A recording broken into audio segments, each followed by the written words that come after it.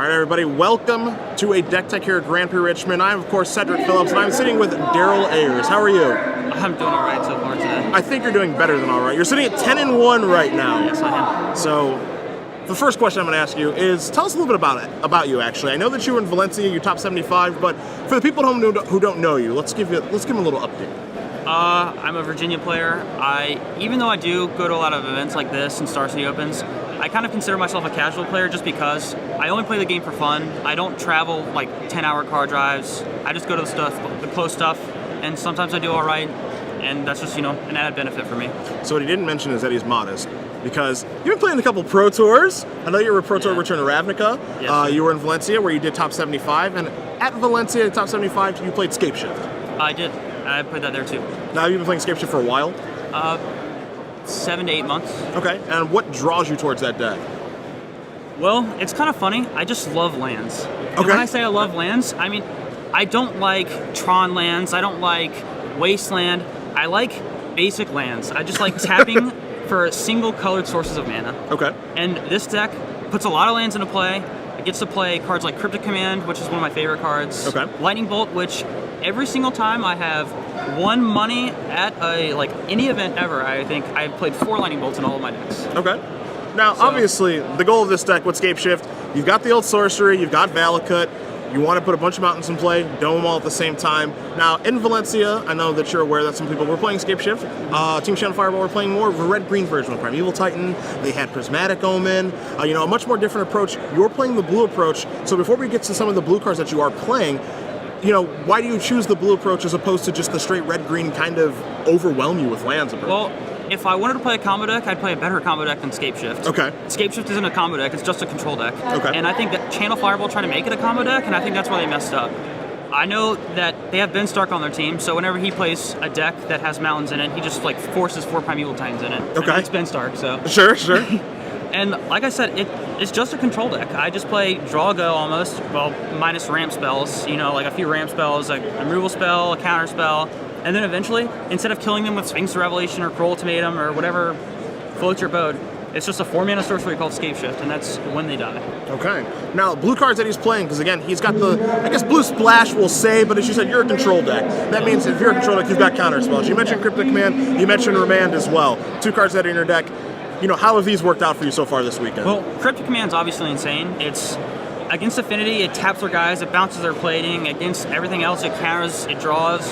I mean, it just does what Cryptic does. And its secret ability on Cryptic is when you're playing against Blue White Red, they have to play kind of draw go, and then the only way they have to pressure you is to bolt you into the instep or electrolyze you. And whenever they electrolyze me and I'm on the play, or usually not the draw, as long as I have some good stuff in hand, I will just play Cryptic. They'll start to bend their electrolyze. I'm like, stop! I'm bouncing your land. I'm drawing a card. Okay. And it just then you have 5-6 lands and they're sitting on 3 or 4, and then you can just push through your Scapeshift with a Remand and they can't do anything else.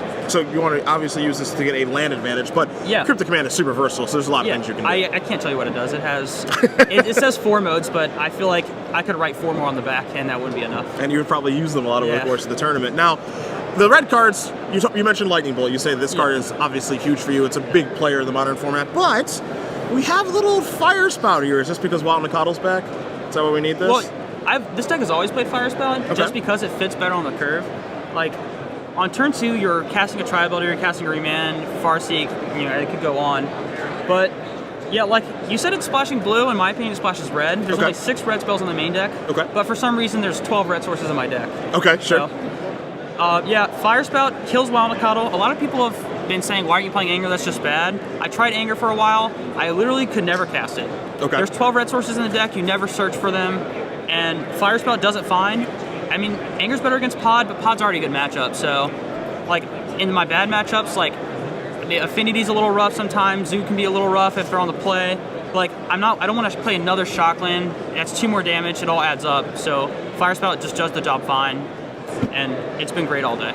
So, these main deck cards, you know, if you're familiar with blue-green Scapeshift, as you say, blue-green splashing red, yes. you know, a lot of these cards aren't really out of the ordinary. It's when we get to the sideboard where we see a couple of different cards here. It feels like it's more of a package, I suppose, because I've got a Primal Command, and Primal Command, you like cards with modes, apparently. Primal Command's got 4 modes. One of them is search up creatures, and you've got some doozies here. You've got a Teferi, an Infernal Titan, and a Worm Coil.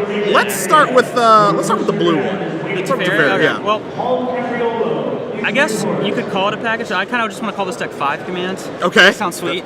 But Teferi is... I didn't play him before because there was a lot of Jund, things like that. Okay. But the format, there's a little bit more twin. Things like Living In, Teferi's hilarious against because they can't Cascade. They can't suspend Living In. Against Boy Red, you just play it at the end step. You kind of have something to get around Counterflux. Okay. So he's great there. He kind of comes in with the counter package and the sideboard for the control and combo matchups. And then the other pieces you have over here, like... We got the old Worm and the Titan. These guys, they're kind of weird because you bring both of them in against Zoo. You only bring Inferno Titan in against Pod. Like, Wormcoil doesn't do anything there. You bring them both in against Jund. And the odd one out, like, I've seen all these in sideboards. The odd one out to me is the Primal Command. Okay. And I bring that in almost every match. Okay. Against combo, against control, against aggro. Like, the only thing I don't think I bring it in is maybe, like, Scapeshift? No, not Scape. Like, I bring it in the mirror, too. I'm sorry. Affinity, I'm sorry. Okay, sure. Because in the control matchups, you just go bounce your land, find a creature. I can find a Snapcaster, do it again, or I can find a Teferi, and they have to fear that for the rest of the game. Okay. Against like Zoo, you just say gain 7, find a guy, and you just like slam a Wormcoil down. Or against Pod, you just put their Pod on top, shuffle it away, or you can put it on top and then Inferno Titan the next turn, just wipe their board every single turn. Okay. Like it's got some versatility, obviously. I would tell you, Inferno Titan secretly has Death Touch, but the Death Touch is just for players. Okay, sure. It just has Death Touch for players. Okay. Now, like these are kind of basic once you look at it. Another thing that's a big change is I'm only playing 1 Obstinate Bailiff right now. Okay. And that could go to 0, it could go to 2. It's really a flex spot because it's alright against Zoo. You don't see a lot of Lilianas anymore. But that's pretty much it for the creatures. That's not really the main plan. It's just enough to keep them guessing. Okay. And to throw them off balance. But secretly, you didn't like the card too much, but in my opinion, the MVP of the sideboard is Nature's Claim. Okay. Without Nature's Claim, you can never get a Blood Moon.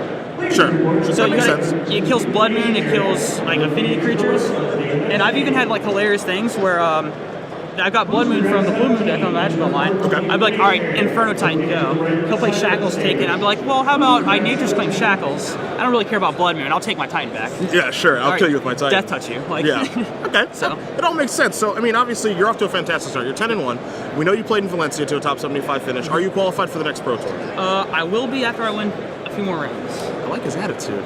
Well, we're going to follow Daryl over the rest of the weekend here. So if you're a fan of Scapeshift, if you want to put a bunch of lands into play and, as he says, Death Touch your opponent, this is the place to be. So we're going to see if you can finish up here. You got to win a couple more rounds, and then maybe we'll see you in Atlanta for Pro Tour Journey to Mix. That's what I'm hoping for. All right, my friend. Good to see you again. It's been a little while. Thanks. Enjoy the rest of the coverage. We'll see you back here in Richmond.